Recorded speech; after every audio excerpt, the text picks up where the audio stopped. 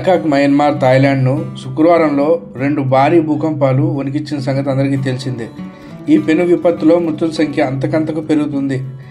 ఈ ప్రకంపనల విధ్వంసానికి 2 దేశాల్లో కలిపి దాదాపుగా 1000 మంది పైగా చనిపోయారు. ఈ ఒక్క మయన్మార్లోనే కనీసం 1200 మంది పైగా మరణించినట్లు ఆ దేశ మిలిటరీ వర్గాలు అయితే తెలియజేస్తున్నాయి. మరో 2370 మంది గాయపడి హాస్పిటల్లో ఉన్నారు.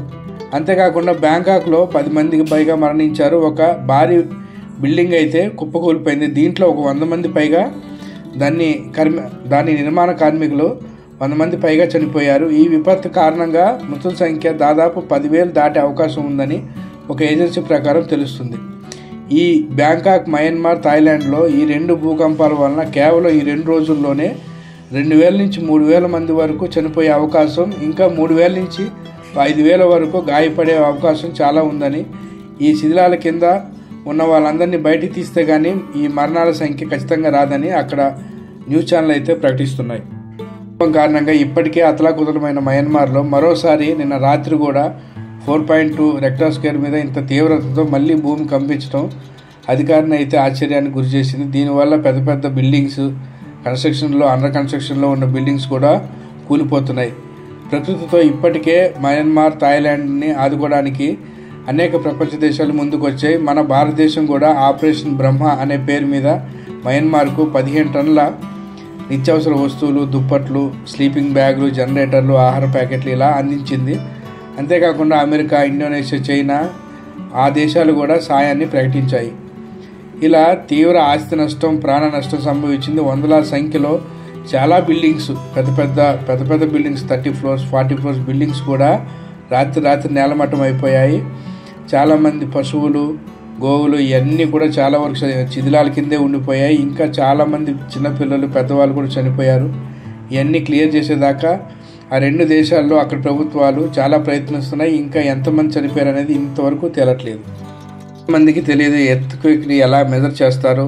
సో మనకి ఎంత పర్సెంటేజ్ వరకు మనకి ఎర్త్క్వేక్ వస్తే సేఫ్టీ, ఎంత దాటకూడదు అనేది మీరు ఇక్కడ ఈ ఇమేజ్ చూస్తే మీకు క్లియర్గా అర్థమైపోతుంది. 0.11 లేదా 0.2 వరకు అయితే పర్వాలేదు. కాకపోతే 2.2 అయితే కనీసం మనకి లైట్లు ఇవన్నీ ఊగటం ఇలా జరుగుతుంటాయి. 3.3, 4.4 వస్తే మాత్రం ఆ ఊగిన లైట్లు కూడా కింద పడిపోతాయి. కానీ 5.5, 6.6 వస్తే మాత్రం పెద్ద పెద్ద ఫర్నిచర్లు, మంచాలు కూడా ఇక్కడి నుంచి అక్కడికి వెళ్ళిపోతాయి. రోడ్లు పగుళ్ళు రావటం ఇలా జరుగుతుంది. అదే 7.7 వస్తే మాత్రం అది హెవీ. దానివల్ల మాత్రం బిల్డింగ్ ఫౌండేషన్స్ క్రాక్ అయిపోయి ఎంత పెద్ద బిల్డింగ్స్ అయినా కింద పడిపోతాయి. చాలా వరకు గుళ్ళు కానీ, టెంపుల్ కానీ ఒక అంతస్తున్నా 100 అంతస్తులున్నా అది ఖచ్చితంగా బ్రేక్ అయిపోతుంది. అదే 8.8 వస్తే మాత్రం బ్రిడ్జెస్, పెద్ద స్టీల్ స్ట్రక్చర్స్ అయినా కానీ విరిగిపోతాయి. ఇక 9 వస్తే మాత్రం ఎక్కడొస్తే ఆ ఏరియా మొత్తం కొలాప్స్ అయిపోతుంది. ఎవరు బతకరు. ఒక బిల్డింగ్ కాదు కదా, ఎవరు పశువులు, ప్రాణాలు ఏవి బతకవు. 9 వస్తే అది హెవీ.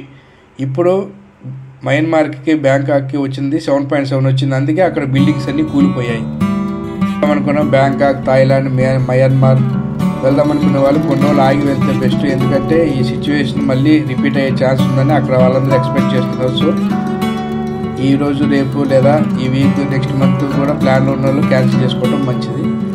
ఇలాంటి మరిన్ని వీడియోల కోసం మా ఛానల్ లైక్, షేర్, సబ్స్క్రైబ్ చేసుకోండి. Thank you.